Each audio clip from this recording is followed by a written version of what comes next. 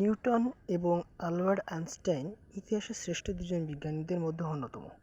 আজকে আমরা নিউটন এবং আলবার্ট আইনস্টাইনের জীবন সম্পর্কে জানব। 4ই জানুয়ারি 1643 সালে আইজাক নিউটন জন্মগ্রহণ করেন। তার আবিষ্কার হলো মাধ্যাকর্ষণ শক্তি। গাছ থেকে আপেল পতনের ঘটনাকে বিশ্লেষণ করে নিউটন মাধ্যাকর্ষণ শক্তি আবিষ্কার করেন। তার আরও একটি অন্যতম আবিষ্কার হলো গতির সূত্র। তার 3টি গতির সূত্র পদার্থবিজ্ঞানের ভিত্তি স্থাপন করে। অন্যদিকে রয়েছে আলবার্ট আইনস্টাইন, যিনি 14ই মার্চ 1879 সালে জন্মগ্রহণ করেন। তার অন্যতম একটি আবিষ্কার E=mc² সূত্র। এছাড়াও তিনি অন্যান্য অনেক শাখায় কাজ করেছেন, যার ফল আমরা বর্তমান সময়ের আধুনিক প্রযুক্তিতে দেখতে পাচ্ছি। বলা হয়ে থাকে তিনি পৃথিবীর মধ্যে সবচেয়ে 10 জন বিজ্ঞানীদের মধ্যে একজন অন্যতম।